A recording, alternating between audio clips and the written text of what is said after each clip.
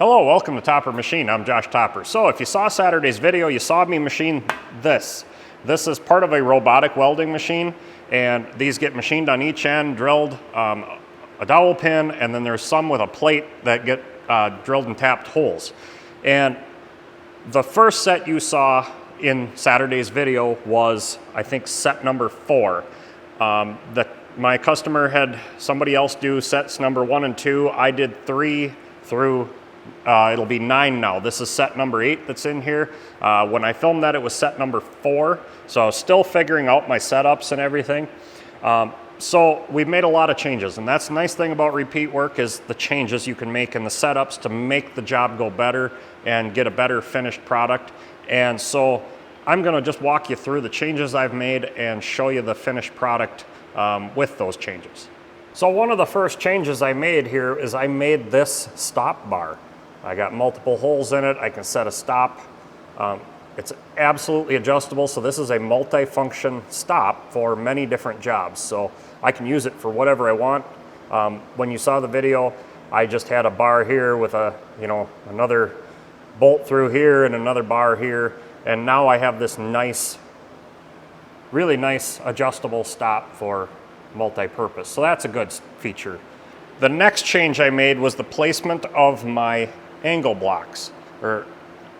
They're placed differently, which has given me more support in different ways, but also it's getting me more support right up close to the end of the part by setting it up this way.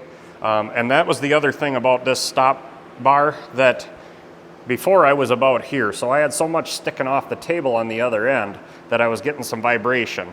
This gets the bar further back and gets a little more support under it.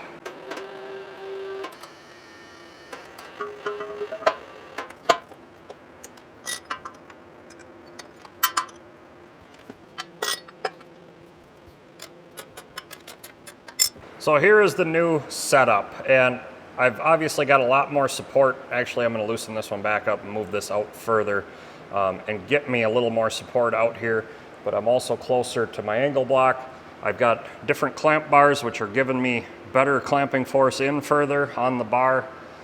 So a lot better setup. Now, one of the other changes I made was my spindle speed. I was running 120 RPM on this 8-inch face mill, and it was working okay. I've since sped it up to about 220, and it is cutting like a dream. I'm feeding about 45 thou a revolution, taking a nice chip, and it's just cutting so beautiful. Now, something that happened on set number 7 was kind of a difficult one. I had a failure of my digital readout. The reader head actually started acting up on me, the display head. And after some troubleshooting and narrowing it all down, what I found was it was the head and not the magnetic scales. The scales are still good, no problems there. So I stole this head off of my Cincinnati horizontal. These are the Machine DRO brand. I really love these things. So when I discovered that it was the reader head, or the display head, I ordered up another 3-axis head to replace this one, to put on this machine. I'm gonna put this one back on the Cincinnati, and I ordered a 58-inch scale for the saddle. So I'm gonna set this up as a 3-axis machine.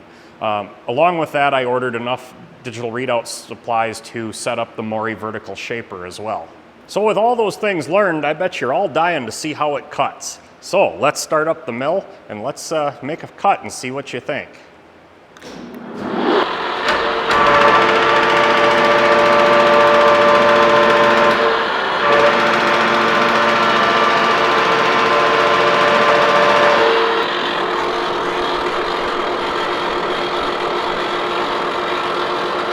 All right, so we're taking 215 RPM, 45 thou a revolution, here, and 75 thou depth of cut.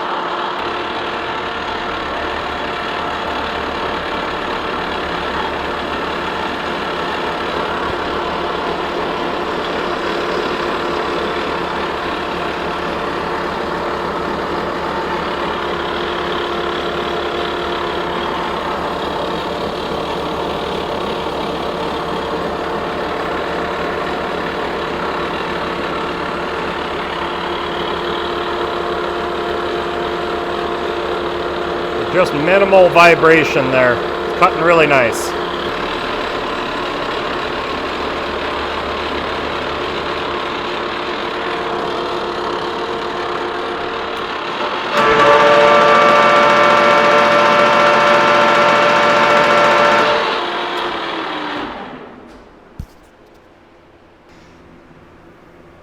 Beautiful finish. It's touched a little bit on the backside, but it's not anything to worry about. You don't even feel that. Actually, there's no step there, so it's cutting beautiful. I'm going to take another 50 thou, and then I can flip this around and finish this one up.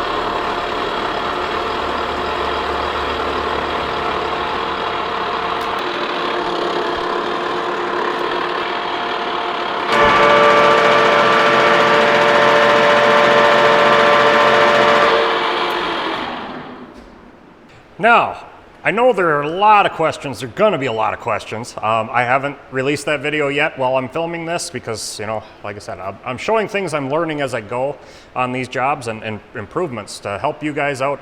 And one of the questions I know is going to be brought up a lot is the Starrett 123 74-inch vernier caliper. And here it is. I bought this on eBay. I made an offer on it that was quite a bit less than what they were asking for it and won it. And it's absolutely a beautiful piece.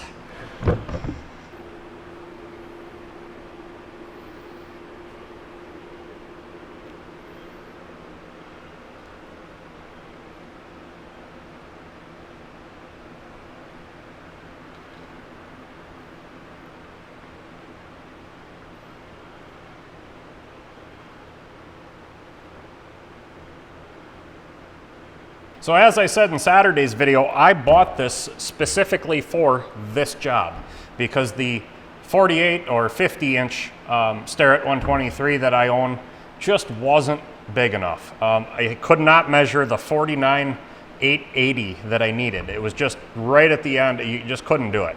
So I bought this specifically for this job, but it'll also get used on the Lion lathe for, you know, longer stock. It'll get used quite a bit around the shop. In fact, I've used it on about 3 different jobs besides this one. So it's been a very valuable piece, but it is heavy.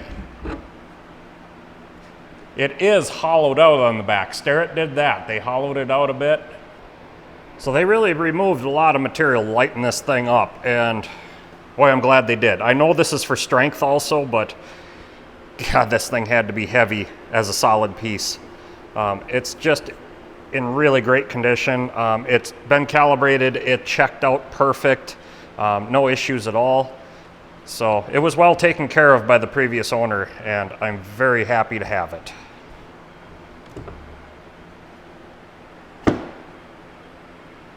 Well, I hope you enjoyed this quick video and the explanations of things done differently from the first set that I did or second set to the final sets. The changes that are made, the progression that it's made while doing repeat jobs like this. You can learn a lot from your first setup, from your second setup, your third setup, and by the time you're on to the last, you get in there 1, 2, 3 setups in, you get a system down, what works, what doesn't work, and where you can make your improvements. The tooling you need to buy to improve that, this Starrett 123 72-inch caliper was one of them.